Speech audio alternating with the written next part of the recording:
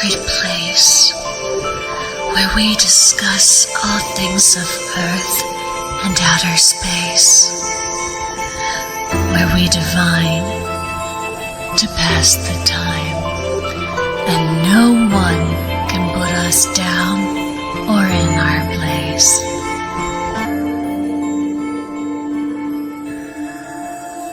Grab your tea leaves or your spirits and gather around. The embers are glowing, warm flames abound. The hallowed hearth welcomes you now. For months, we have gathered around the hearth fire, looking down into the roots of earthly folklore, old graves, and human history. But tonight, we step outside the cabin. We turn our faces away from the flames and we look up, because the woods aren't the only places where secrets hide in the dark. July is officially UFO and Alien Month on the Hallowed Hearth.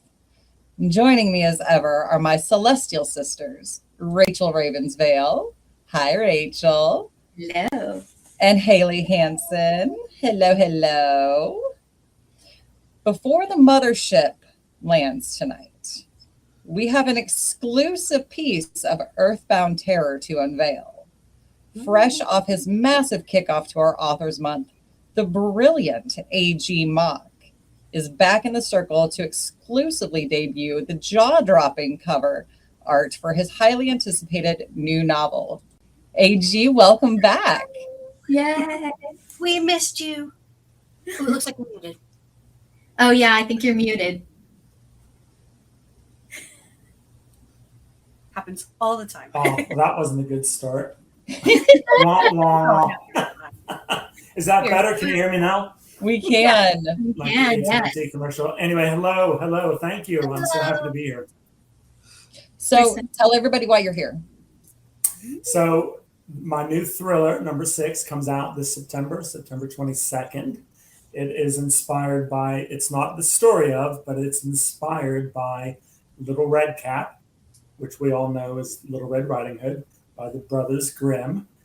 I just took inspiration from that. There's something very menacing about that story, and the innocence of youth, and the big bad wolf, and the grandmother, and it just resonated with me. So I took that inspiration and ran with it. And you'll recall there's a moment whenever Red goes to see Grandma, right? And she has bread and wine and a pie, and the wolf has already killed the grandmother. And she says, "My granny, what big eyes you have." And he says, "As grandmother in disguise, the better to see you with." And such a great line that we all know. So the title of the book is "What Big Lies You Have," and the subtitle is "The Better to Deceive You With." So What Big Lies You Have comes out September 22nd. And for the first time ever, I decided, and it was scary and exciting and exhilarating all at once, that I would let my readers and fans choose the cover. Which was so much fun. I know. That was great. Because I'm going to stick to whatever they say, and like your nose, right? Because I had my favorite, but I gave them 2 options. There was an option A and B. And one of those 2 options absolutely sailed way ahead of the other. It was about a 2-to-1 ratio, which was really surprising. I thought it'd be closer than that. After that point, I did get some feedback, though, and a lot of the people said it was very close, and they liked one of the other covers as well, but like the one that was getting all the heat, basically just nipped it a little bit, like by just like a hair. But they loved the other cover too, and they were giving me feedback. So I actually did something unique, and we went back and created a 3rd cover, so cover option C. So the winner of round 1 then went against round 2, cover C. And that one was a lot closer, but there was still a very clear winner. So the fans, the readers have spoken. It is what it is. This is the cover. And if I think you have a graphic, if you're ready, drum roll. There we go. And there it is. It's the blue with the white lettering. And I love that cover anyway. I liked all three of them, but this one really got a lot of compliments. We have Yes. Rosie, her name is, in the crimson hooded shawl, walking away from us into the woods, and it's something very emotive about that. Just that whole vibe. You can't see her face. She's just walking away. You know that she's walking into danger. You know that she doesn't know it. I just love all the like emotion that comes up. Oh, there you go. That's even better. That's the paperback. Yeah, there's the bigger static version. I didn't notice the eye. Do you have the hardcover and the Kindle, or I didn't know? Yeah, you notice the eyes now, really. Yeah, and then you'll see that there's actually a woman's face behind. There you go. You'll see there's a woman's face behind Rosie in the woods. Oh, yeah. To her, and the lips down below. I'm not going to tell you who, but there's something very eye right there. foreboding about that whole image, that there's a young girl and there's an older woman, and we'll just leave it at that. But the readers have spoken. That's the new official cover. So you've heard it here first. Everyone's seen it here first. I hope people love it. I know at least 60% of the audience adored it. Hopefully the other 40% who chose the other one still like this one too, because they were very similar. Yeah, both of them are great. Oh, thank you. So I'm excited, and I've got some more good news. The pre-orders for the Kindle are now live. So as we speak, you can go pre-order your Kindle. That means that literally at 12:01 midnight on September 22nd, if you pre-order it now, it'll just drop onto your device automatically. You won't have to do anything. You'll wake up and your book will be waiting there for you. So it's real. I'll tell you one thing is super critical when you're an author. As soon as the book goes live for pre-order, it's critical that people hit it with a lot of attention, because Amazon algorithm will see that. And when Amazon's algorithm sees that there's interest, it starts to present it higher in the ranks and show it to more potential readers, just like the ones who are buying. Because, it has all that information. It knows the other books that you liked. So it will then show it to other readers who have a similar taste. So if someone's watching and they're interested in pre-ordering, it's $5.99. It's also in the Kindle Unlimited program. So if you have KU, you can just go ahead and add it to your KU queue, and you'll be able to read it for free. So $5.99 to buy the Kindle and own it forever, or you can have it for free on Kindle Unlimited. But guys, please do it now. I would love you forever if you help me go up in the algorithm. And then next week, the paperback in about 5 days will also be available. Wow. Well, and for pre-order. Yes, for pre-order. Absolutely. Well, and to kind of whet your guys' appetite for the new book, AG and I are working together next Wednesday over on my channel, Katy Lynn Wolfe, just like it looks on your screen. And I am going to read the first chapter. So you guys are going to get, if you're watching tonight, you will know about this. So join us next Wednesday night to read that first chapter. And we'll be sharing at least a little bit of that with you guys all here next Thursday, if not the full first chapter.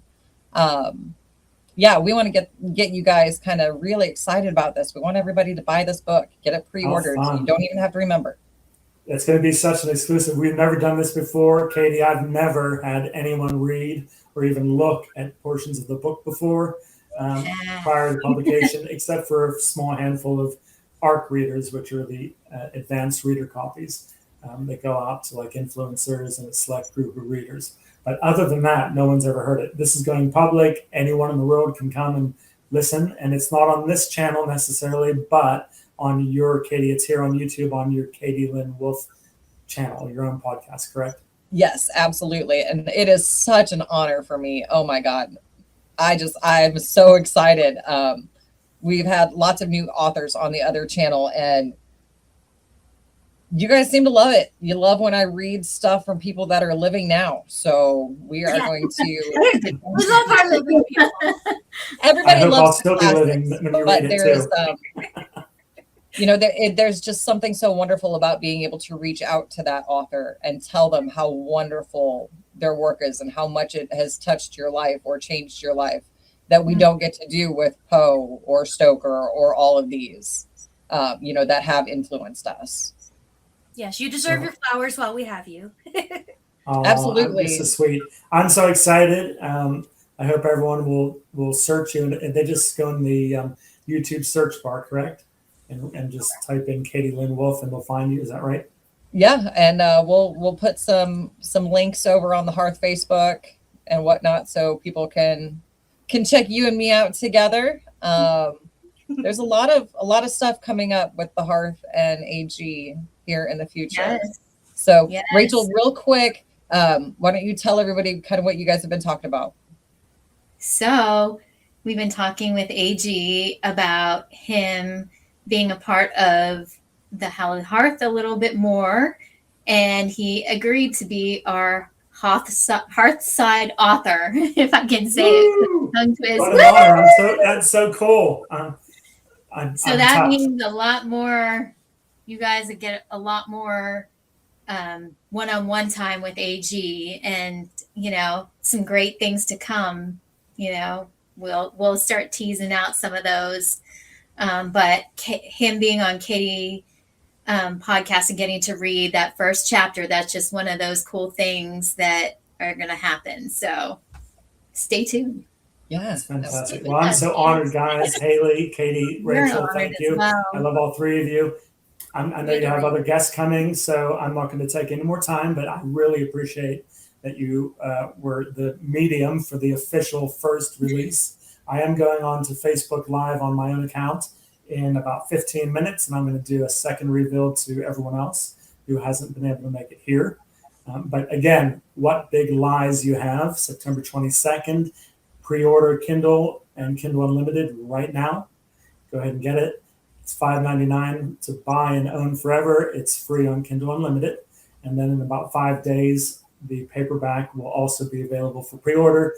And the paperback is gorgeous. I can't tell you too much about it, but there's more than just the cover.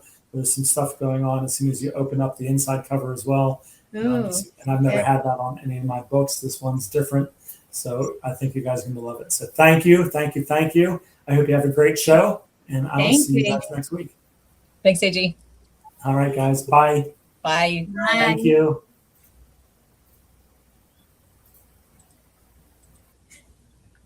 All right.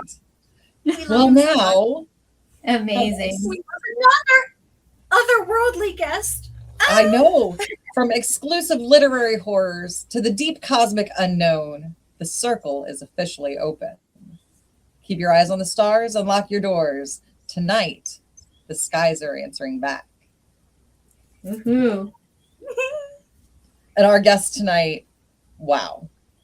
Wow. So who wants to introduce him? Because, I'm starstruck. Never mind the pun. Either one. Go for it, Rachel. Go. So it's the one and only Jesse Marcel.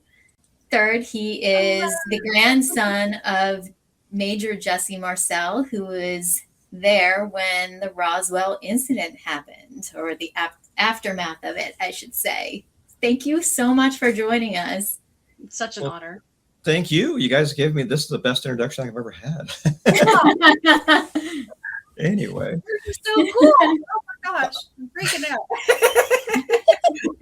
I'm actually kind of interested, about your channel, in which I've published books before and that kind of thing, but I've never done the route. And I actually learned a lot by listening to your last part.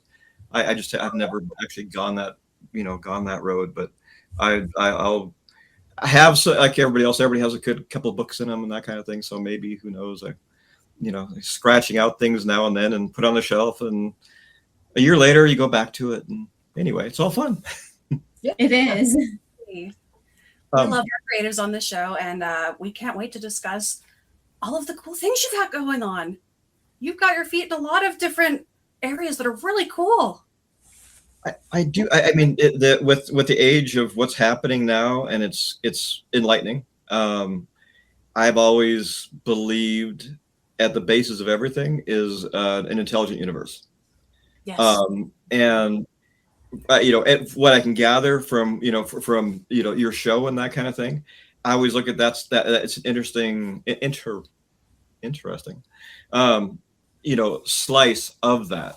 and how do we all play out in that, and what is, I have a belief in the idea that as an intelligent universe, the universe itself wants to be able to experience things in different ways, and that's kind of the reason we're here, is we're experiencing things for the universe. We were created, we are existing, obviously, and that our form here is simply just that we were intentional and from the universe. And it's just kind of a fun place to be. It's like, growing up with the Roswell and the UFO, and the open mindset that comes along with that. Then you kind of grow up realizing that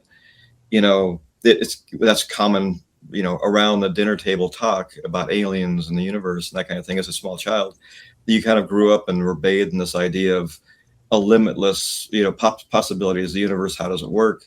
What our connections are, what the realities and the lack thereof. The way we interpret reality is the way we flesh them out, we create them. Those kind of things were fascinating. My background is more in a science area, and it dovetails nicely into this area. But as you grow older, you kind of start adopting things that were, maybe as a child I thought, you guys are just, that's crazy. And then pretty soon you're like, well, maybe it's not that crazy. In fact, it's crazier to say that that's not a possibility than a possibility. So anyway, I'm just blabbing on here. So, awesome. We're taking it all in. How can I help? What can I say? I wanted to have you kind of just explain a little bit about how your family is connected, like, to the Roswell incident, for those who may not know. Sure. At kind of a high level, my grandfather was the head of intelligence for the 509th Bombing Group back in July of 1947. And something crashed in the desert out there, out of Corona, and they couldn't identify what it was. The local police, that kind of thing, a rancher brought it in. They looked at it, and his boss just said, "Hey, go take a look at this stuff." So he was just he went out there in a Jeep, or he didn't swim in a Jeep, in his car, and then kind of a disinformation officer also went out there with him, and they went and looked at the debris on the ground and some interesting things. And his assumption, or he looked at it and thought, well, this is not made by human hands. And that saying's kind of rung out through a lot of different things. But so he was directly tied with it. He thought, he was a high level military gentleman. He head of intelligence during the Second World War. He was a big part of the intelligence arena in that area. So the military and silence was very important. I mean, you had to keep secrets, but this secret was too big for him not to share with his family. So he basically sent the government worker basically home, and he gathered up a small box of some of the debris and brought it back to his house, which was in Roswell. And that was where my father was, about 11 years old, and my grandmother, a VO, wonderful lady. And he came home, spread the stuff out on the floor in the kitchen, and went and woke them up and said, "Hey guys, you got to take a look at this. What is it?" And then, my grandmother, as the story goes, as I was told it anyway, was that, why did you make a mess in my kitchen? That kind of thing. And my grandfather, my dad talked about how, it was all laid out. He says, "Do you guys look at this stuff closely? Do you see anything here that's interesting, like any kind of technology, wires, tubes, those kind of things, or parts that could be tubes?" Because that was the technology back in the 40s. Kind of predated a lot of transition, that kind of thing. And they couldn't really puzzle it together, but they made some assumptions. And one thing that was kind of interesting is my father, again, 11-year-old child, grabbed what was like a beam. There's a bunch of broken off beams, brought it over the kitchen, kitchen light over the sink. And you notice if you hung it or looked at it kind of an angle, you almost had like a hologram, or these symbols came out of it. And that's actually what most of my interest it was in the symbols that I've been looking at for decades now. But it was interesting, a kind of funny anecdote. My father asked his father, Jesse, and said, "Hey, what do you think it means?" And my grandfather says, "I have no idea. I think you're looking at the first human to look at an alien language." It's kind of cool. And he says, "Maybe it's how to use the onboard bathroom." I have no idea. And my grandfather was kind of fun, fun gentleman. But that's kind of where it grew. And then again, he took a big chance by bringing Short his family. He broke pretty much every rule in the book to do that. Went back to the base and with that debris, and then was involved in more and more investigations, and then a kind of a larger one that you could see him holding some tinfoil and rawing targets and kind of famous pictures and stuff out there. But we grew up with it. It was kind of introduced to us, which I'm a big sci-fi nut. We were sitting around the table. I was going to tell the same story as like we're watching Star Trek, the original series, and my dad says there's something to this, and so now this is this is science fiction, it's fake, but there is something to life in the universe, and that's kind of how I learned about it. Each of there's three of us, three kids. We all kind of learn about it differently, but that's the one that stands out the most to me. I was lucky enough, and we were lucky enough as kids to spend time. We lived in Montana, and we went to Houma, Louisiana, where they live at that point, and visited during the summers. And there was a bayou behind their house, and I was able to go fishing with my grandfather. So I kind of got inside his thoughts on all this kind of thing. And but it's an interesting story. It's like, well, do you believe in it? The biggest thing I can say is I know they believed in it. And they were very close to it. You couldn't be any closer to it than they were. And they went through, their life. My grandfather, a lot of people kind of said, it was horrible what he went through. He was a scapegoat, this kind of thing for it. But, at the end of his life, he just thought, how lucky was I? Out of all the people on earth, that I was the one that was chosen to go out there. So I take it, not everyone in my family feels that way. They feel like, it's different. But that last communication I had with him was more along the lines of he just thought that it was amazing that he was that person on it. So, and my father, we grew up, he was always looking at the stars, and he was military man himself and a doctor, built a telescope. We had some acreage out in Montana, and always looking up the stars, always just never lost the fascination, and always brought groups of kids from schools in so they could talk about the universe and all that kind of thing. So, and my father, again, till their dying days, it was always that it wasn't with Roswell was real or not. It was like, they looked at it differently. I shouldn't say my grandfather, my father looked at it differently. And a lot of people do. And they did this disclosure also going out there. It's like, it doesn't mean a lot to me. It's like, from where I sit, it's like, you don't need to prove to me something. Like the last thing I do is look for our government to tell me Roswell was real. Well, yeah, I know that, whatever. But people look for that proof, that disclosure, those. And I've been on, these fun things talking in front of, different Congress people and, giving the spiel and all that kind of thing. And it's interesting and fun. Honestly, that we're growing up in this, that I found the most interest in is, there's this story. But I remember when I was talking in front of half a dozen Congress people, and I didn't talk about UFOs. I talked about how I went fishing with my grandfather, and he pulled these poles down from a roof, and he was missing a digit in his finger of his hand from a table saw. And that, as a child, that fascinated me and scared me. We actually talked about the personalities involved, and that to me is just as interesting as the story. I mean, again, you're close to it, like I'm close to it, so it's like. I've heard it. A lot of people heard it a lot of times. Believe me, I've heard it more.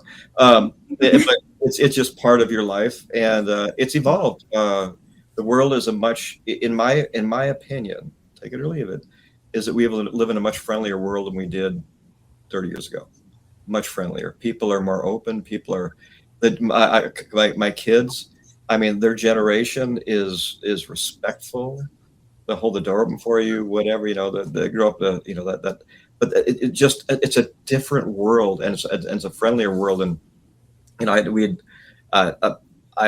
a book out there. It's published like 6 years ago or something like that, at least 6 years ago now. And you always wonder what's going to happen when they see your family's involved in Roswell. What's going to happen? But it was the opposite. I ended up by signing books for the teachers. Kids were banging on the window as they came out of school. Hey, did you see?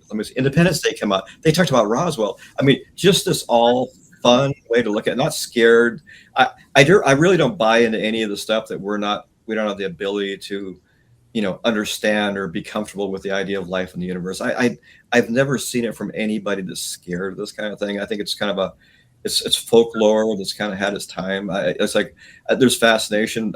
When somebody talks to in one of my companies or in business, I kind of someone once in a while recognize my name for Roswell, and we talk about it, and it's almost resounding like, well, yeah, with everything going on, of course we believe what happened, that kind of thing. So Yeah, I totally agree. I think with social media, the way it is that there's such open conversations about anything and everything out there, we really are I feel blessed to be in this time period where we can gather together. None of us have ever met face to face, but we can talk about these things, and there's no fear, there's no hatred involved. If someone pops in and they got something nasty to say, who cares? We're in good company, at least. yeah, No one here is going to be mean to you. And we have open conversations about things that people have been afraid to talk about for a really, really long time. But we're destigmatizing things. There's no need to be afraid of discussing what happened as a factual capacity and to explore what ifs. We don't have the answers to everything, but we can certainly ask the questions. I agree. It's like we're all in a big living room now. It's like we all can share.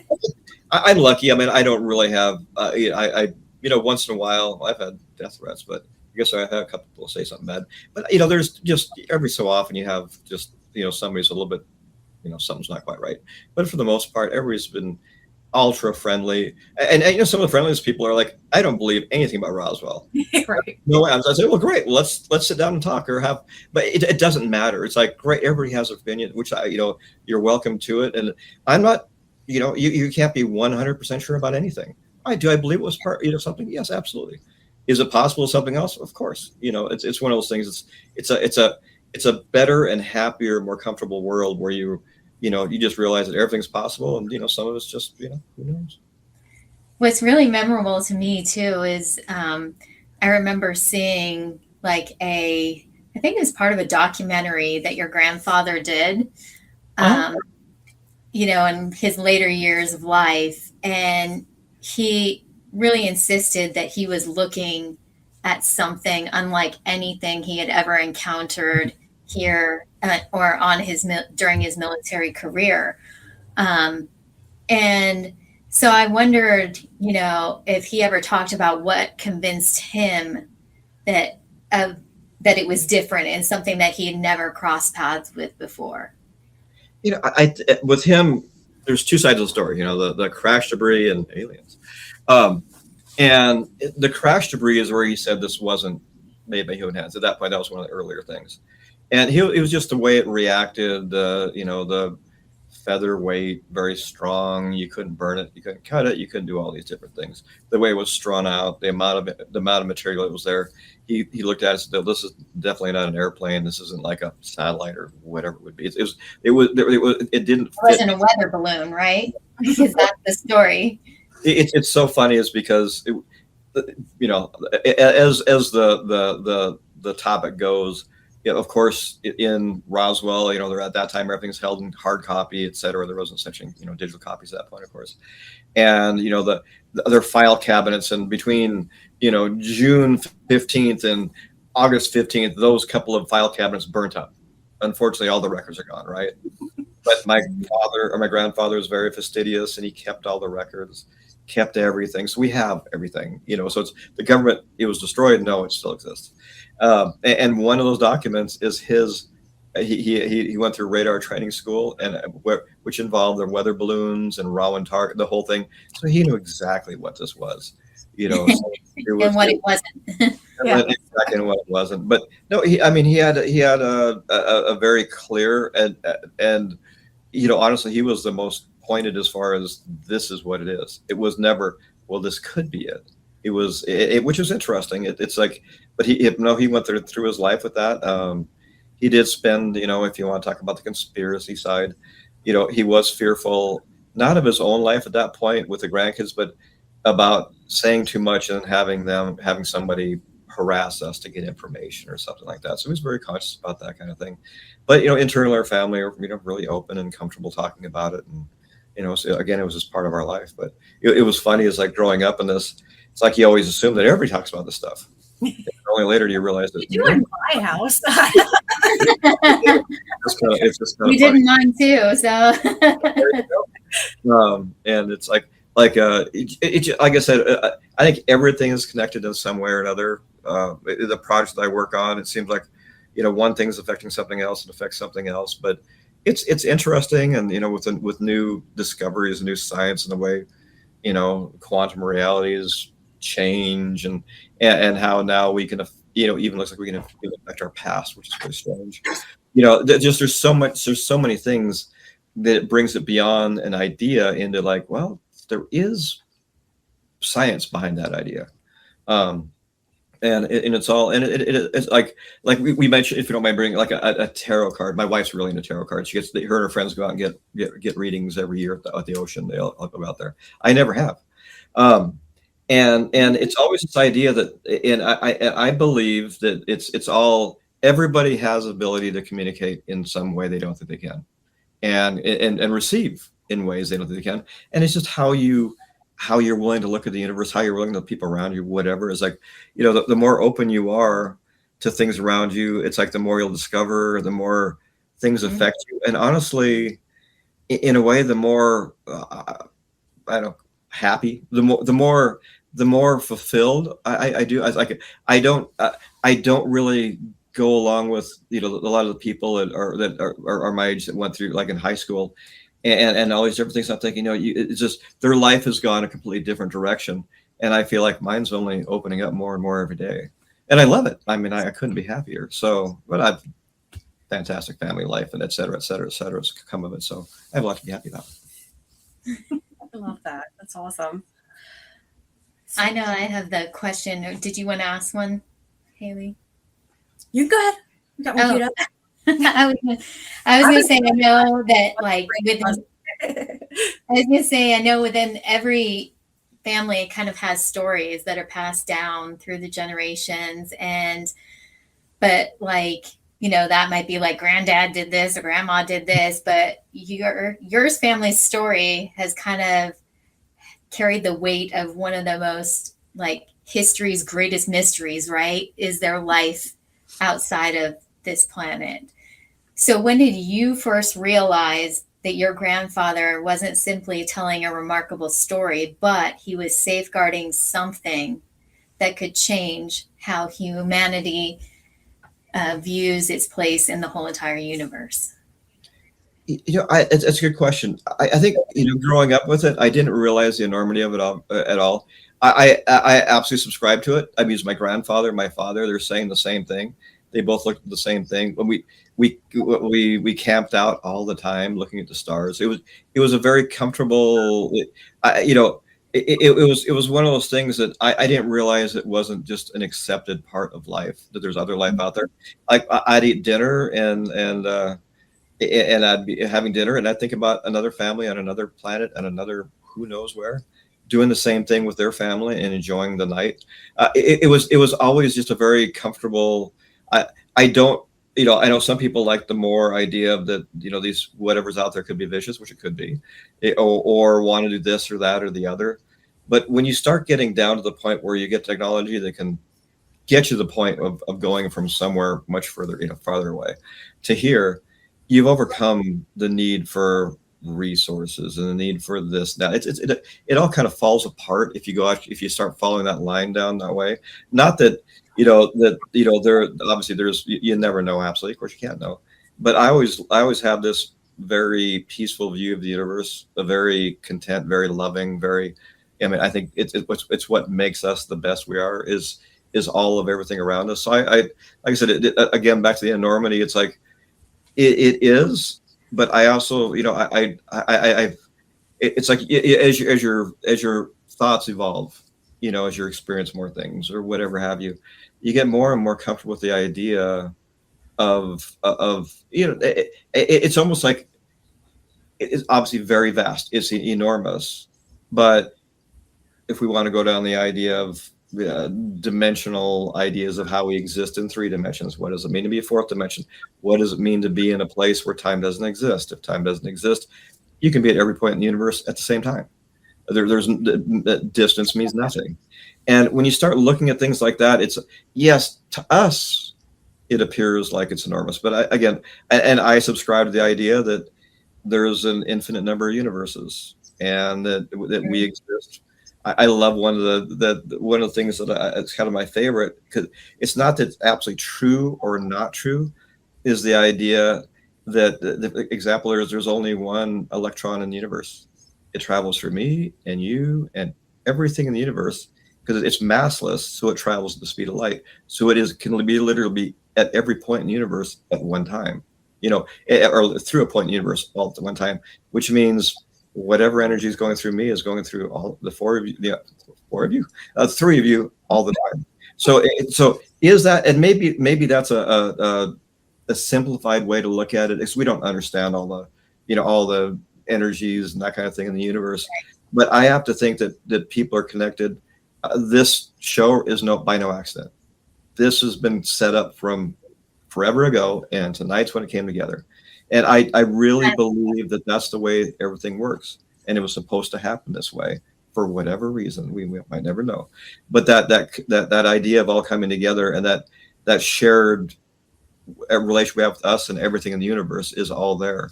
And it's whether we choose to accept that or not that gives us a comfort level. And I'll tell you, I'm in a place where I'm very comfortable. So I love that. Maybe you pick this little life being right here. You got the little green man. The little green. Oh, I can't help it. I love I make these. I love to keep my little beastie babies nearby during our episodes. And this one has not been on the show before, so I felt like an appropriate episode. It was appropriate. Right? Oh my goodness. Oh, wow. This is so fun. I know. It's not to hijack for a second, but one of the things that stood out to me in the story is, like you said, that there was these glyphs that were just otherworldly and no known language. And I personally am an experiencer. I saw a UFO in my teenage years with my mom. We both saw it, and it was over our car. We saw it through the sunroof, and there were glyphs all under the bottom of it. It seemed like it was the size of a football field. And when I was looking up and trying to take in every detail, it was the coolest thing ever. But when you see something like that, it does alter your view on reality, because I'm like, this is not ours. Those aren't any I like studying other cultures. I'm very familiar with a lot of different languages out there. I'm like, this is not from us. So it's cool that stuff like that was hidden is able to be spoken about freely now, because it does validate people who go through these experiences. I mean, if I didn't have my mom there, I would have thought I was totally crazy. But there's cool stuff out there, and hopefully we'll get to have more encounters face to face with it the more we advance as a people, the more open-minded we are to it. Well, like the glyphs, I mean, the closest thing, which might, it could be completely wrong, but they really look like electron clouds. Wow. And when you look at it that way, then maybe this language, whatever it is a common thing throughout the universe of an advanced society. And it has more to do with, whatever there is. I mean, I always thought it'd be kind of fascinating that what if this language is created and it's actually a map? So whatever the reason, it didn't leave without it, but as it's getting there, it creates itself as it goes along, and it ends up being some kind of a roadmap to wherever it came from, or some information, or something that there's some significance in those symbols. They'd be recognized by a lot of other civilizations throughout the universe. They have some meaning of some kind. So I was looked at it that way, and then it's part of the reason I'm just fascinated. I love that. I know that Haley, you talk about like being part of the C5. Mm-hmm.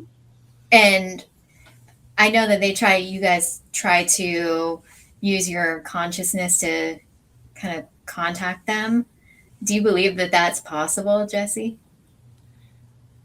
I believe absolutely that, like we were talking about my little project, is that it is in the right mindset. It's all there. It's the distance between you and something else is right here.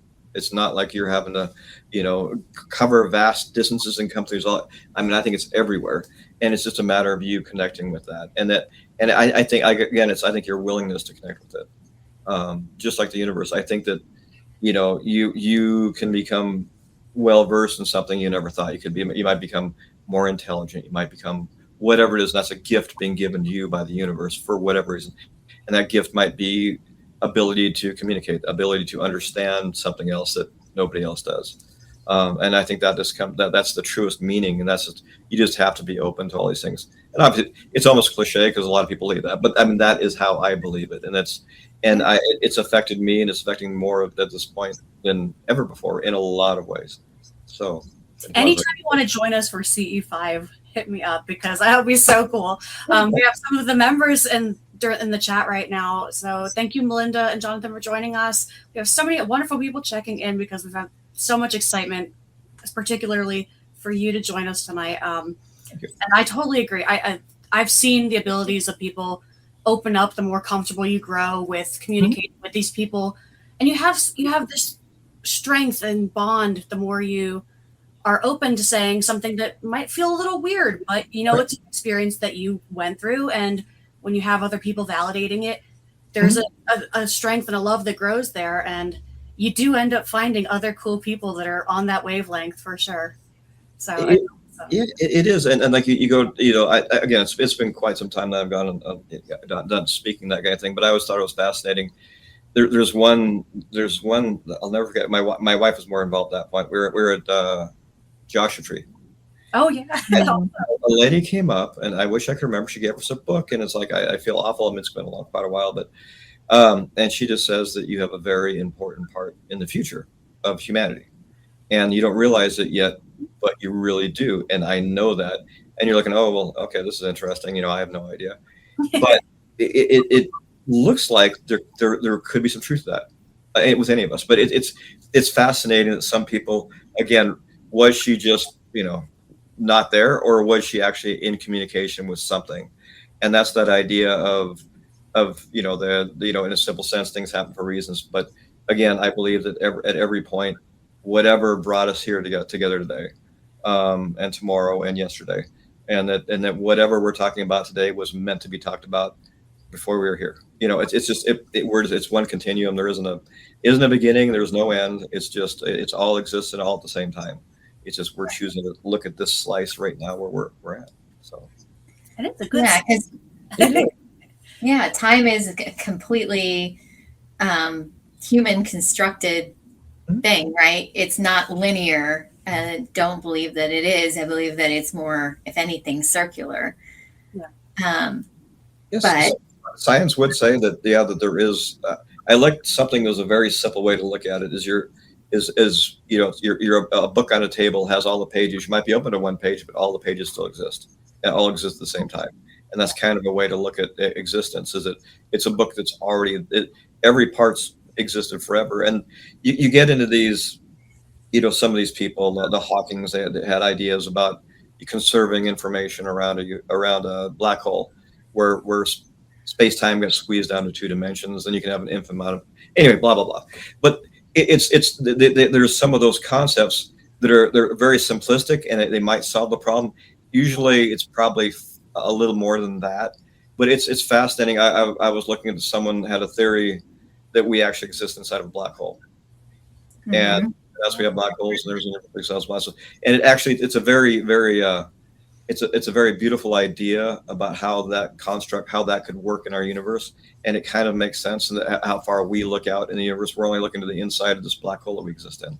Possibly, it's a fascinating idea, but like I said, when you get to the point that vastness is that it's infinite. There is, we will understand as much as we want to. I've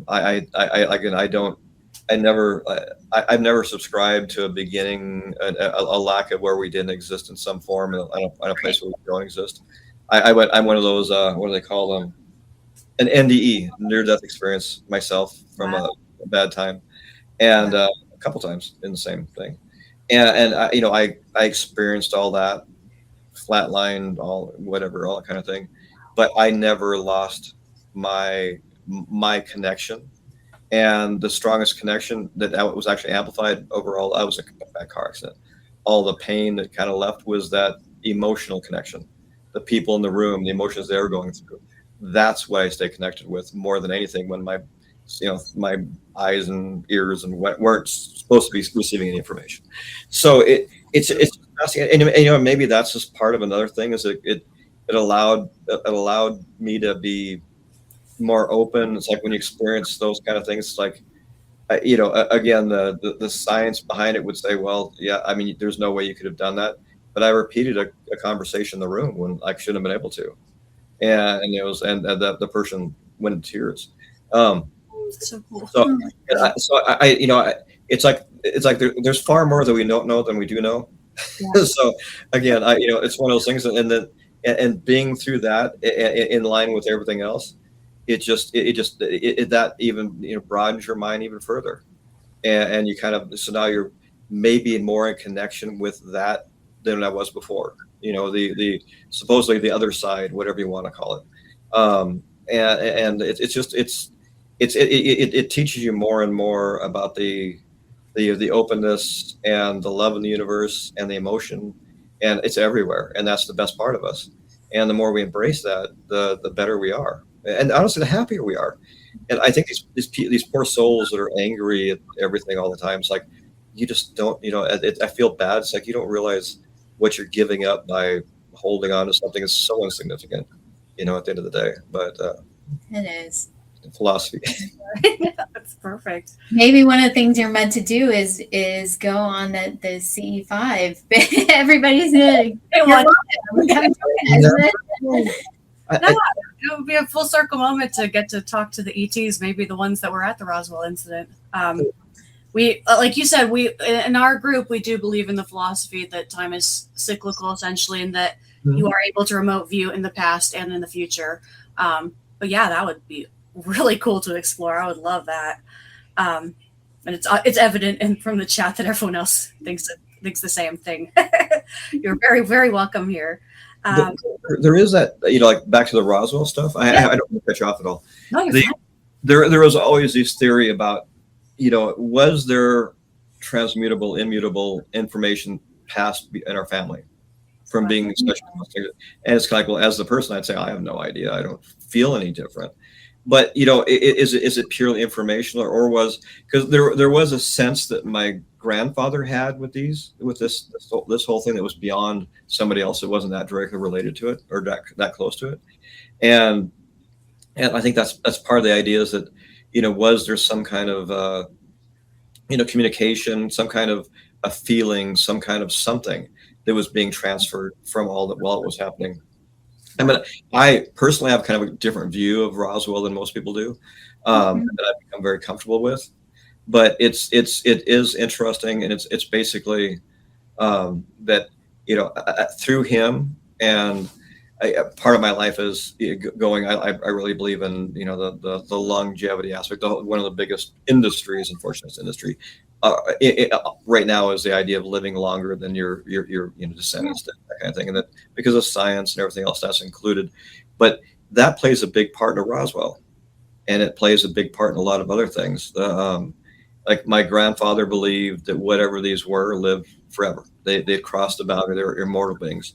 My father believed that whatever they were a combination of some kind of a biological and mental, some kind of like, the idea, and then the idea that aging is purely it's a disease. It's not something that can't be conquered. And you bring the idea of, what does it mean? We had this impact. Obviously, it's just one of many stories.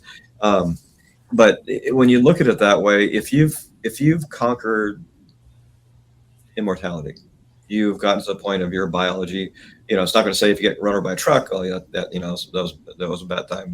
But you're not going to die from old age, and that means you're going to have population issues, right? You can't have everybody live forever. You'd end up by you'd run out of resources. So part of the idea is that you have to overcome other things before you can become immortal. And that would be being able to settle other places, just simply because you could not, any single planet could not contain the life, an immortal life. And that creates an absolute need to traverse the universe, to traverse other planets, to traverse whatever within your galaxy, within your solar system, whatever that is. And so things happen for certain reasons. And maybe the idea, which is kind of one of my partners was talking, business partners were talking about it. It's like, it's still super advanced. How did it crash? It's like something so advanced, like, well, our ultimate techs crash all the time. But of course, this is thousands of years of future. But kind of the idea is, well, I think it was meant to. It was a beacon. It was information that was given to us, and we've gained information from that in a lot of ways. I hear a lot of people talking about things that I don't think were exactly true, but they believe in true. So I'm not going to say there's anything wrong. But there's a lot of evidence that might have been the sole purpose was to crash here. Wow. And give us just enough information to open our eyes to the possibility.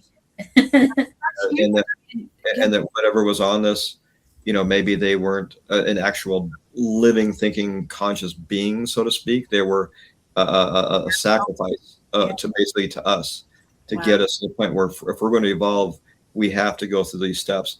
And for whatever reasons, I mean, some people say that, obviously we just had a nuclear bomb. So all of a sudden, that idea that we had reached a certain level of technology, we can create a nuclear bomb. And that, maybe that happens and that defrays you from continuing that process or whatever it is. But it also opens you up to the infinite, the realm of possibilities, no longer science fiction. And what I love about Roswell is it affected a lot of people, and some of the people who became astronauts were part of this. They end up by being, end up being NASA, and then NASA ended up by exploring the star. Whatever. A lot of those things all led back to Roswell in a very, very positive way. And yet, there's always the conspiracy. And yes, they, at that time they're fearful. And I think there was a lot of power in whatever this was, and containing it and not letting it out. And are we going to learn something that we don't want to share with anybody else? So I get that. That's something some of us still going on today, of course. But so you got to, if you remove the human frailty from the whole situation, then you start, being, again, open, use that word a lot, to the possibilities. And I really, I believe that was, again, a beacon. It was something to set us on a course that we might have always, been on since the Egyptians and all, in the history, but for whatever reason that was kind of lost. And if you can do a technology where space-time no longer affects whatever that is, then getting from one place to another isn't a matter of time as we understand it. Yeah, that's amazing. It's really off my rocker, but it kind of. Oops, a little bit. It was supposed to happen, and that my grandfather was supposed to be the person involved, and I was supposed to be on here talking on your show. Yeah. So. No, you brought up some excellent points, and my brain's just going every direction. I know, same. Yeah. But yeah, I love the idea that you think that this was an intentional, in the moment sacrifice, as you put it, and I think that lends a lot of credence. It really does. Even today in modern military tactics, we have kamikazes and things like that. There's one-way missions. That's always been a possibility for a lot of different scenarios, especially when it's something so sensitive. Really leading up to that with Ancient Aliens, there's always been contact as far as human documentation and history is proven, but a lot of what needed to happen, I think, was just to put it in a modern time perspective so that we could say they aren't just stories, because that's what the narrative was. If you think there's aliens, you're crazy. And it's taken how long to get this to be brought in front of Congress before just straight up denial. So the domino effect started at that day, even though it's been a thousands of year process. And the other thing you brought up with longevity, the fact that they would need to traverse and find other areas to live in, that lends credence to things like the hybridization program and things like that. There's a desire to populate other areas, and they might not have the physical capability anymore, but it's something that's deeply ingrained in all animals, is to be fruitful and multiply, essentially. Right. Wow. It does, it's one of those things that kind of makes sense. Yeah. It makes sense. So it does, it's like, again, it's mind expanding, and it's like, again, it might not be true, but it does. And for a society that does, they're benevolent and they want, life to exist. And there's not saying that, we weren't seeded by something like that. There's, who knows? And they're looking after their grandkids, who knows?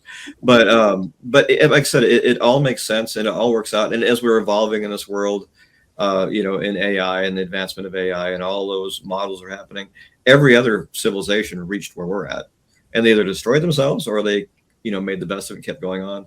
But now that we have this, AI is primitive today compared to what it'll be tomorrow or compared to the next day.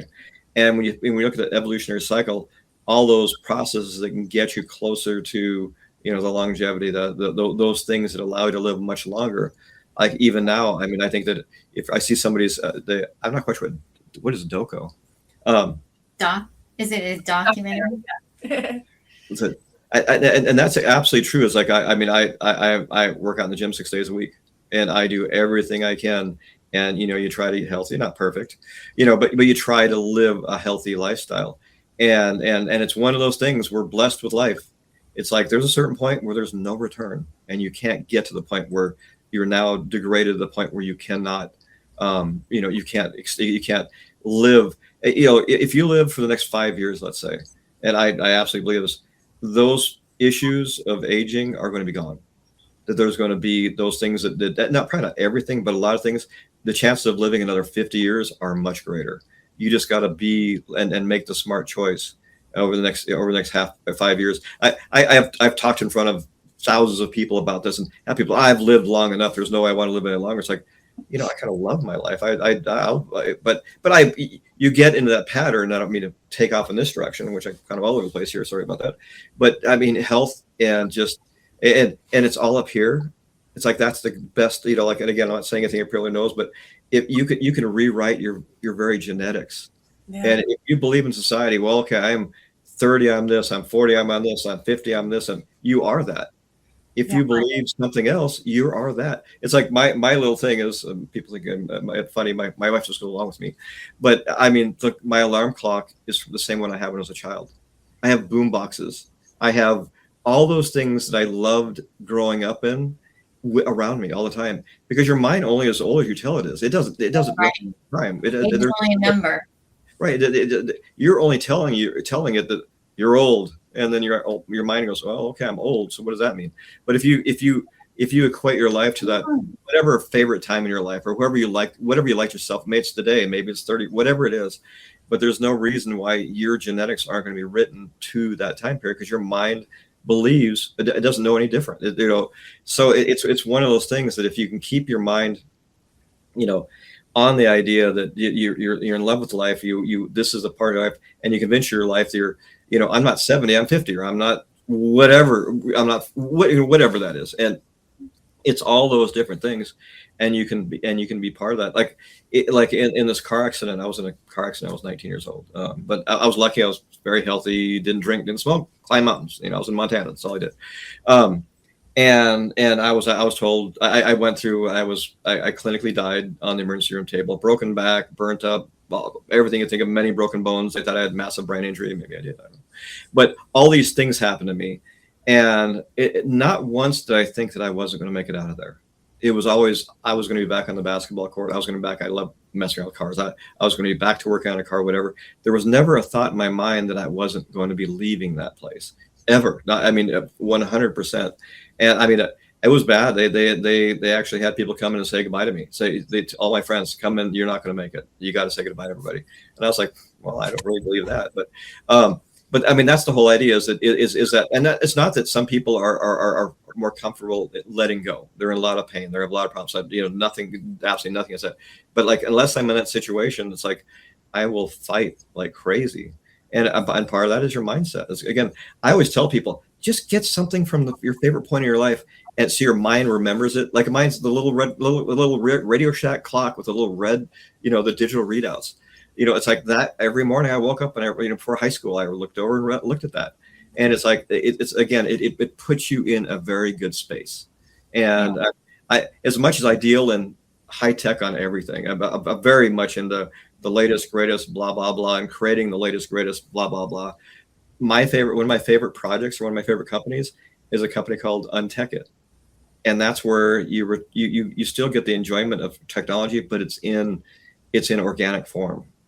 You're not spending your life taking pictures of everything. You're not, but you're still staying in touch with everybody. It has to do with your family. It's like we go to Disneyland. Go to Disneyland with you and the kids, and everybody has their phones, so everybody stays in touch. But if there's a way to stay in touch, but put all your phones in a locker somewhere and enjoy that. And just it's kind of an idea of how you remove, like, everybody has this idea. It's like, I'd love to go live in a cabin in the middle of the woods without electricity, no bathrooms.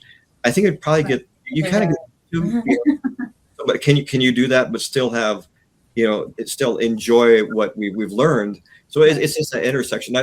My opinion is, as we grow further and further into the AI world and that kind of thing, I can tell you about a book that I'm working on about that. The idea is that people are going to learn to hate it more and more as it becomes colder and more, more decisive in your life than you want it to be. And that's going to crave connection. Right. Yeah. It is. I mean, if COVID taught you anything, it's like, we are not supposed to be separate. I mean, these poor kids that ended up growing in a bad situation, and they didn't have the social upbringing. It's such an important part of their life, and they are paying for it. And it's always the innocence it's innocence in the crowd that always pays for what's going on. And unfortunately, it's part of the thing. We're lucky. It was my generation. My kids actually, which they're very, for whatever reason, they're very super focused on everything they do, and they actually advanced themselves fast through that period. But a lot of the friends fell by the wayside, and then the classes after them were out of control. They just didn't know how to be in those things. So, it's just fascinating. But we are like social creatures, I think. Yeah, we are. It's like, supposed to be. We crave that, and I think strive for that connection. It is. It's like you need to be in a situation where, it's like, I don't want to go to a restaurant where I'm talking to a robot. It's like I'll just stay at home, order Amazon, whatever. It's like, you might as well do that. Why do you want, if you're pulling yourself away? And I think that's a big mistake. It's like, that's what makes us, the more we interact with each other, is the more, that's how humanity evolves. And being cut off, and yeah, I mean, of course, it's good that we can communicate this way, but nothing like the old idea of sitting down with a cup of coffee or a cup of tea or whatever have you. That is just, you'll get more out of that. Like, I give I think my daughter would care. She goes to Pepperdine, and she just joined their overseas program in Switzerland, and she did a semester out there. Now she's doing a semester in London. And at first she was really apprehensive, but her being involved in the world and she's actually she's a happier person, because now she's connected with all these different people. And you just would never get that unless you're willing to go a little bit on the edge and do it. And now she's just, I mean, she's always been, most of my kids are just absolute geniuses, and they're very focused and do great with their lives. But it's just neat to see them where they realize, how important that connection is, and didn't realize that, yeah, you're going to go live. It's a great thing. You live in a castle and learn all this kind of fun stuff. People that they met there, other students there, and everybody, that shared relationship, that shared, whatever it was that brought everybody together. And it's like, she's making friends that she'll have for the rest of her life. It's those, and that you would have never had that on a screen. It would never have happened. So again, it's just, as an example, it's just so important that we, not only communicate like this, but do sit down sometime for any reason. So I know that it was the big, to get back to, I don't want to get back to Roswell, but kind of. But I know it was the big, actually, I think it was yesterday, right? Was when the crash actually happened. So that's like nearly 80 years later. Mm-hmm. So why do you think Roswell still is capturing like the imagination of people, unlike any other mystery out there? Is it because something truly extraordinary happened? Or do you believe, like, on some level, humanity recognized that this was an important chapter in their story that has never been really been able to be fully actualized? Yeah, I would like to think that it's because whatever happened is still part of us, whether you were actually part of being there or not. And so we have a natural attraction to it for whatever reason. But I think it's a very simple story. It's very easy to identify with, for or against, whatever. But it's just one of those stories. You can't see any sci-fi movie that doesn't make reference to Roswell. Yeah. Even cartoons, everything at some points, references. So it's being kept alive on that level. So I think it's part of that. It's just the media has embraced it. It's everything has, like I said, it's always kind of, tongue in cheek. It's kind of fun watching a movie and have them talk about Roswell, those kind of things. And it's still around us, even though it's been almost 80 years now. It's still well, like Disclosure just came out with with Spielberg. He made a point of pointing out this 79 years ago. It was Roswell, and of course there was more than that. But the whole point is that it's still with us, and it obviously impacts your society. So that's a very interesting question. Is that how come it hasn't been dismissed? I've been involved in other things around the world. Just people look at the Marcel name like we know something. So we'll tell you our story because you're going to know the answer. It's like, well, maybe. Probably not better than anybody else, but so governments that kind of share information with us, which is kind of fun, kind of learn about stuff happening out there. But even all this amazing stuff happening out there, and some truly amazing stories and evidence, but people are more connected with Roswell. Do you hear a lot of experiencers come to you and say and share their stories? I did a book tour in Brazil. And I had people coming in from all over, and a lot of them were experiencers in one way or another. And they're still my friends to this day. And this was years ago. And I think what it is, it's that idea that, an experiencer is, to whatever level. For one thing is, whether it's true or not, you absolutely believe it. And there's no reason for me not to believe what you're saying. And it is, I always boil back to simple facts. Like, if we go out there to investigate a civilization, aren't we going to go investigate? Aren't we going to check out what's happening in the society? Aren't we going to learn from them? And are we going to try to avoid contaminating their society in some way? I think that would be a natural cause and a natural, the Star Trek, whatever they call that. But I mean, I believe that. So it's kind of ridiculous to think that, if you're willing to believe that technology exists, that something can get here, which I believe. And it's like that's the limiting factor. Is if Roswell didn't happen, it's because technology has not allowed it. It's not that there isn't life out there. I absolutely no question about it. I do believe the technology exists to get here. So, but it's that whole idea that, and yeah, it's very big, and maybe it's just again, it shows up in almost every sci-fi movie, and or that this crash, whatever, affected humanity, and it's part of all of us, whether we recognize it or not, and it's going to continue to be part of us. And it brings us to the past and the future. But, I'm sure there's a lot of people that are in their careers today because of Roswell, or something, an offshoot of some kind, or, a new way of thinking about things. The idea of that, whatever, there's so many things that came into being.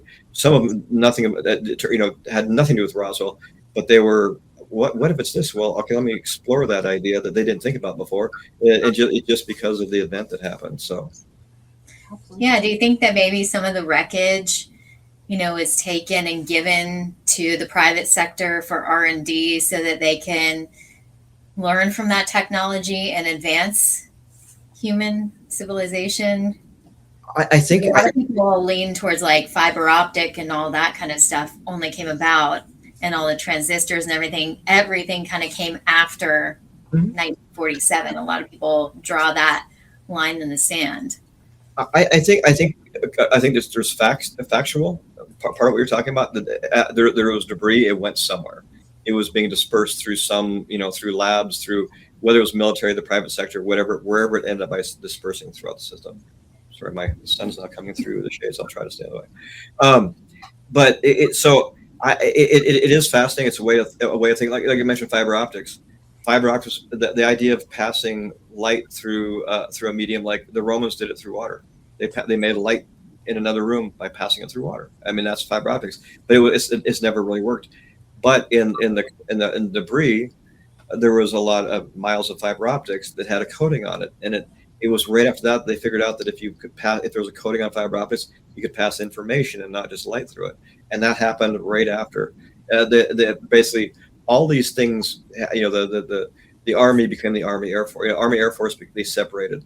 Intelligence became a big thing. All these different organizations came right after. It's like some of it's coincidental, or maybe it's all because they realized there's something out there, and we got to think about what we're going to do with all this stuff. So now the impact, I've heard stories. My father has told stories about, yeah, I wouldn't believe what they're saying, but you can believe what they're saying. It's like, okay, I don't have enough to make that decision. But I think that at the very least, it got people thinking the right way.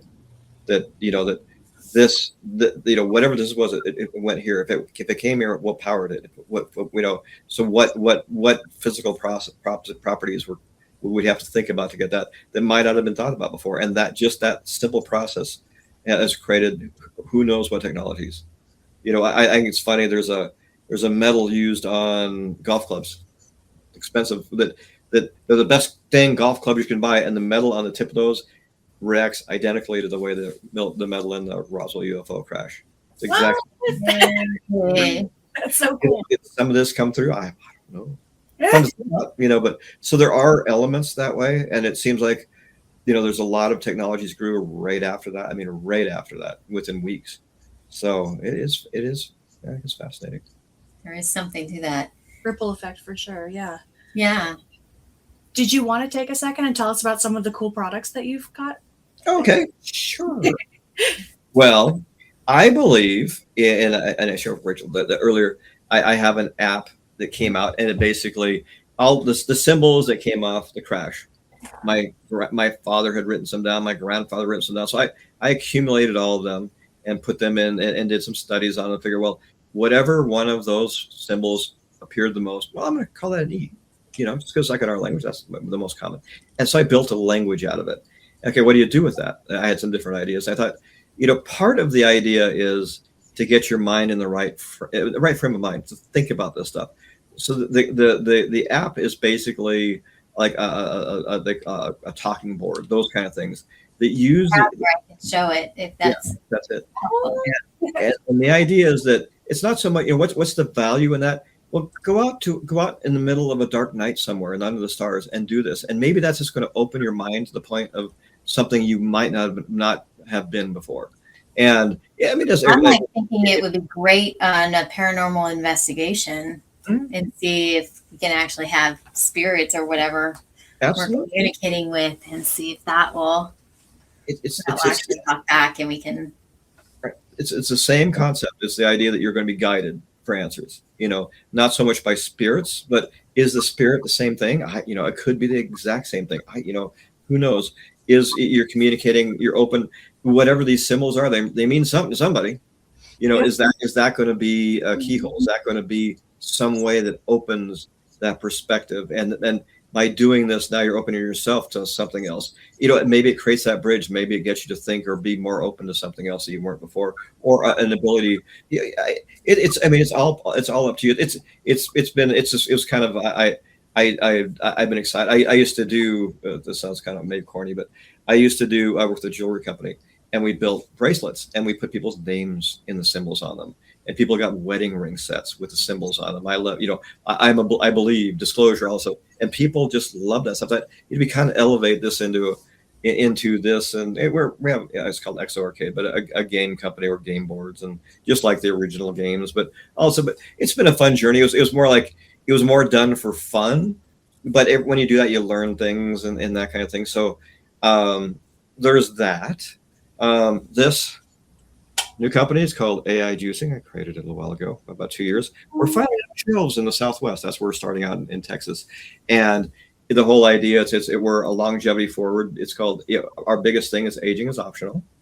And it's not this energy drink. It has ingredients to show cellular repair, cellular energy, that kind of thing. So so we used a lot of combinations. How do we put things into a drink without it tasting like there's stuff in the drink? So that was a long process. We were able to accomplish that. And just because of the Roswell thing, I like this can is a picture of a UFO, and it's sucking up the emblem. My son actually made this, and then the flavor. It's like it's the citrus explosion Roswell anomaly, and it has my signature on it. But so it's just a fun project.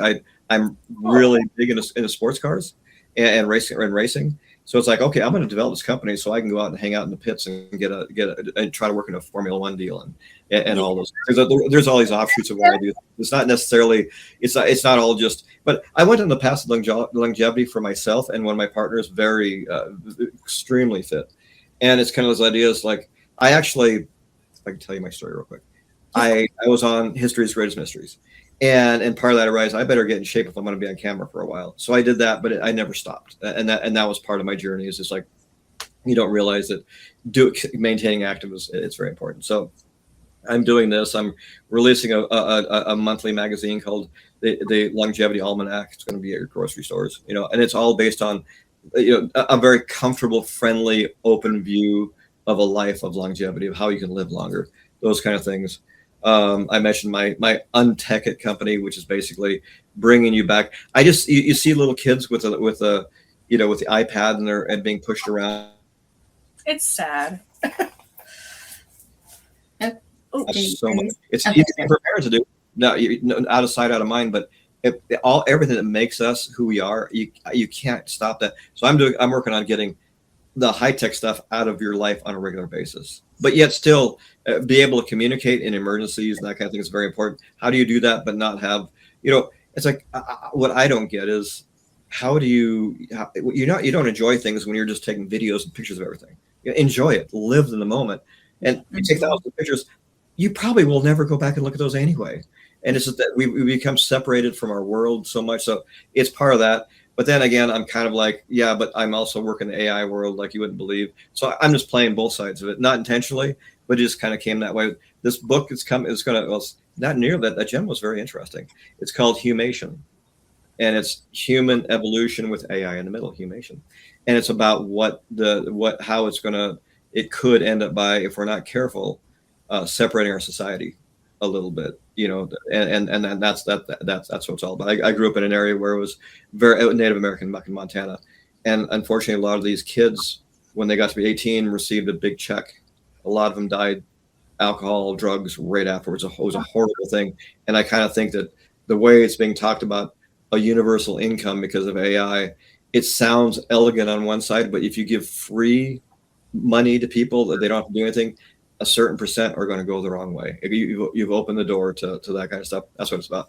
Anyway, so that, and just I actually have like 16 companies, so it lists lots of things. But the one that I love the most actually is this idea of eliminating tech from your life, but still having the advantages of technology, but it's not in your life. It's actually like organic. It's a pebble you carry in your pocket. Those kind of things.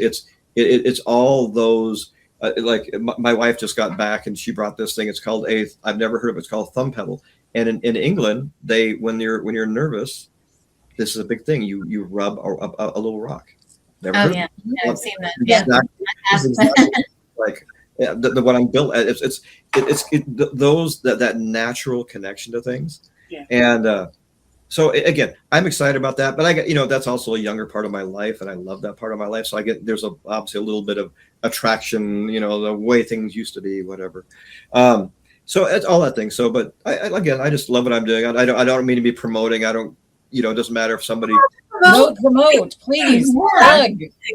Well, if that's the case, if you see this, it's AI. Yeah. We're going throughout Texas and Florida. Imagine enough, it's going to be all over Roswell, and then Nevada. 3 people who can promote you. Yeah. You can be a sponsor. The worst, my manager and agents and that kind of thing, they do a good job, but it's like I'm a very I don't really have social media, which I should. I don't have. I don't get involved in that stuff, and I need to.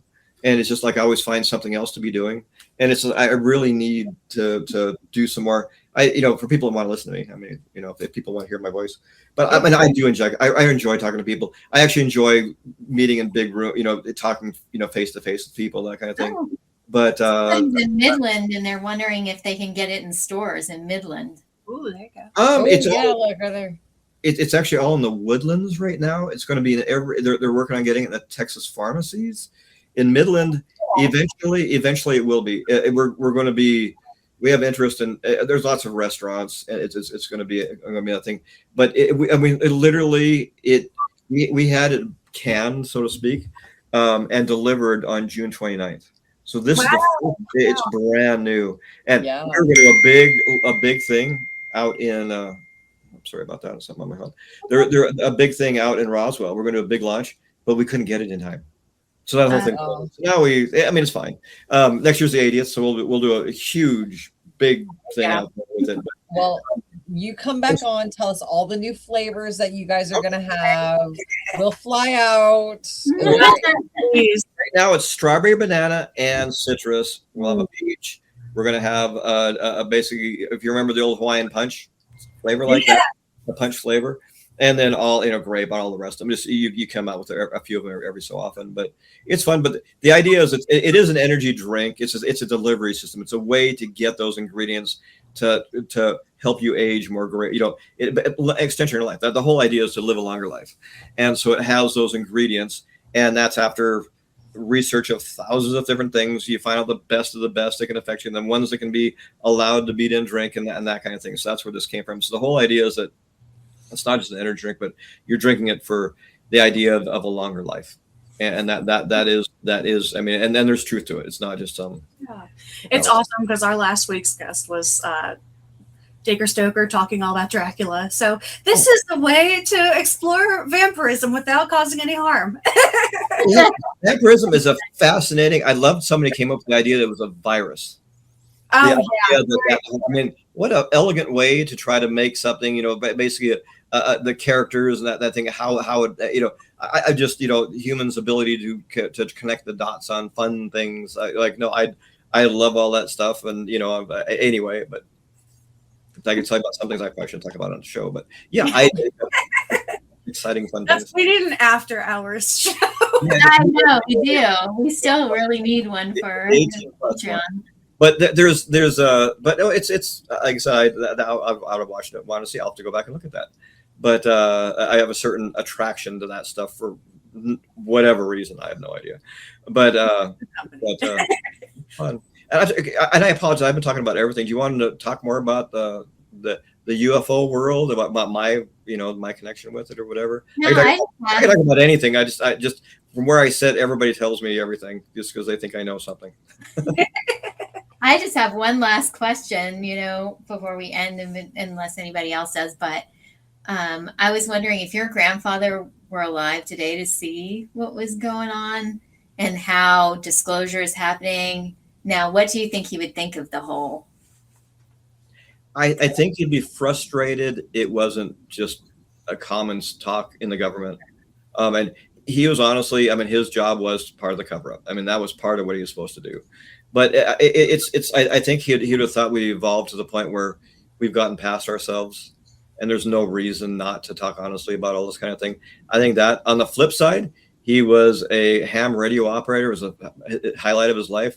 And when he died before the internet was around, he would have just loved the internet and being able to communicate like through Messenger. He would have just loved all this kind of thing. But he didn't live long enough. But I think he'd be frustrated about humanity's not more openly embracing it. But again, I think in general it's our governments that don't. But some foreign governments absolutely embrace Roswell. That's where they make their line in the sand that Roswell happened. Therefore, they have aerial anomaly teams in their air forces because of Roswell.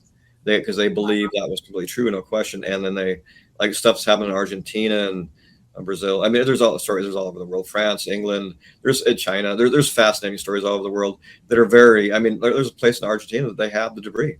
It's fascinating. They actually have it at their universities. They're studying it. I love talking about it because if you put it under light, it becomes transparent. But that would make sense why sometimes people see their craft and sometimes they don't. Like they'll just be there and then they're just gone.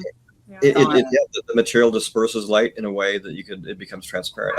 We can kind of do that now, but this, whatever this was, they didn't realize at first. And someone else said, you know what, I can see right through this.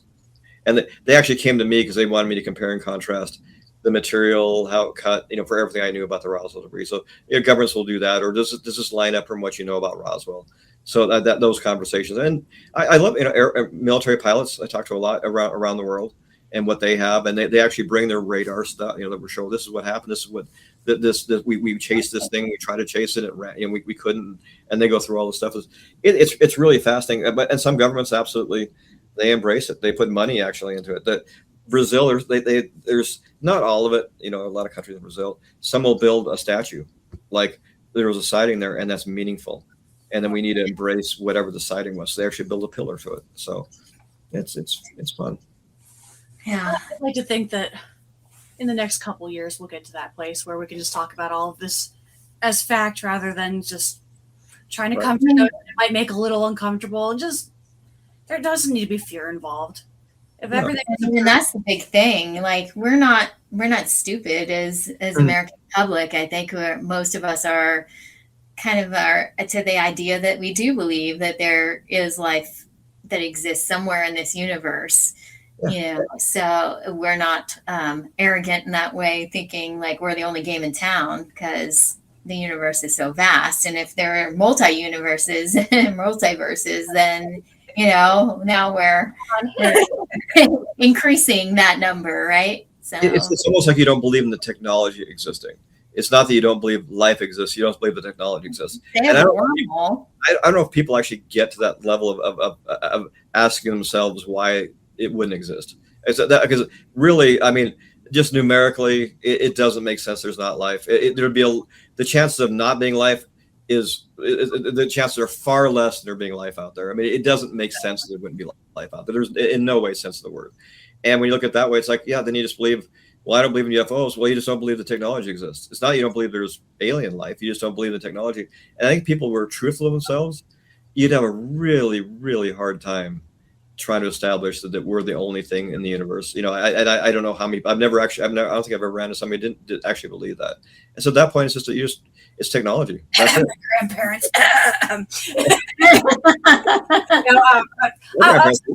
But from my background, I would say that it's the religious sectors that want this rule the most, and I think that's why it takes open discussions to get them warmed up to things. To be like, you don't need to be afraid. You don't have to have come and attack you. Like it's not right. It's not happening. You can have both. Yes. I mean, we're not saying there isn't a God, Yeah, you can have both. If you want to say God created the universe, then He created not just this life, but other lives. It's anything that adds to His power, exactly. So you're not special then. It's grace, and it's like I agree with it. My dad was. I mean, he is still out with us. We grew up Catholic. Yeah. Deep French in Louisiana, so a lot of Catholic down there, I guess. But he absolutely left the door open that this was God's creation.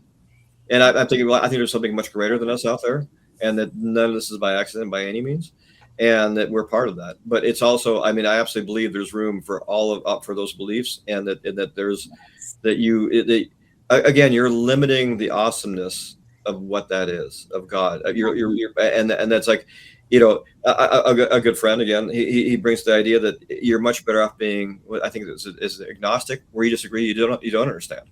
That's the truest you could possibly be. You don't absolutely know. And you have faith, but that is truth. When you say you're absolutely no chance there was, it's kind of, well, it's one of those things like you can't know. Yeah. And I think it's a mistake, but that's me. Yeah. So this has been so great. I know.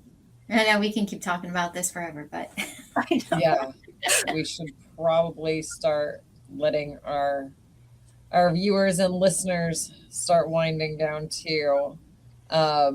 Jesse, is there anything that you really want our folks to take with them from tonight? Well, it's not UFO driven, but it's just love life. Be happy. It's just like, it's all there for you. And it's so easy to get you. And when you get to that point, everything else is easier to get to. When you get comfortable with yourself and where you're at, it's so much easier to get all of this in there. And like experiencers, why did that happen to you? There was some connection somewhere that something happened that put you in that position, whatever it was. And there had to be an openness. There had to be something, whatever it is. But I think that you need to get to a good place, and you get to that good place, and all of it starts to make sense. Absolutely. Yeah. Excellent. That's a beautiful way to end it. Yeah. Thank you so much for being with us tonight. This has been fabulous. It's been wonderful, Jesse. Appreciate it so much. Thank you for having me on your show, and I hope you got what you wanted. I don't know. I get arousal as much as we should have, but yeah, I just like anytime. Yeah, we'd love to have you back. You for more information anytime. Yes. This has been. And the cat's there. Leonard's here. I love Yeah. it. Sisters, is there anything you would like to share with our extended family before we head off to bed? I do want to give a quick shout out real quick, just because this was very, very cool. I won a giveaway online, and this was a beautiful package from, I don't want to mess it up, let me see, Nightshade Black, who has been viewing some of our episodes. Thank you so much for this Medusa package that I got. Beautiful engravings, hand-rolled candles, thrifted teacup. Everything in here was so beautiful and absolutely gorgeously put together. Handcrafted with love, you can tell. This altar set was very, very cool. I love Medusa, and I love how many creative people there are out there. This was just something I randomly happened to fall upon her page, or their page. I don't know who runs it exactly, but very grateful for this free gift that was given to me. And I wanted to thank everyone who joined us tonight from my CE5 groups. I really appreciate having you here, asking your questions, and just supporting us on our fun endeavors. Thank you again, Jesse, for joining us. This was really just And thank you to AG and his readers and viewers. Yes, thank you all for everyone. Yeah, so next And week you have a Leonard. we have a letter. That's just because he's trying to walk on the keyboard, and I don't want this to go before we have to go. But don't forget to come back here next week. We will have some of AG's work to share. I might even go digging for some of Jesse's stuff. You never know. We'll see if we can. We got someone who reads. Oh no! But yeah, everybody else, thank you so much for being with us tonight. Please do not forget to like, share, subscribe, do all the YouTube things. The website is live. The website is live. It will continue to be under construction.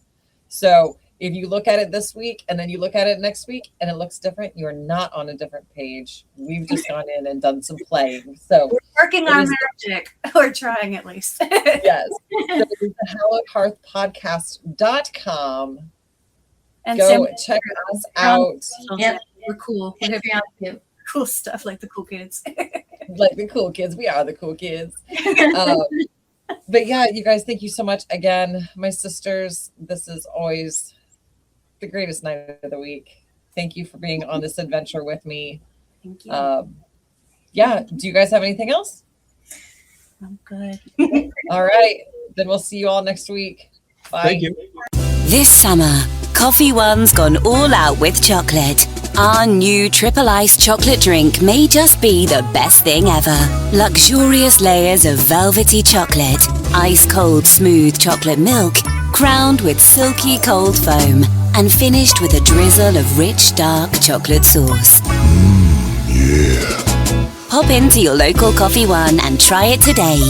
Find your nearest store at coffeeone.co.uk.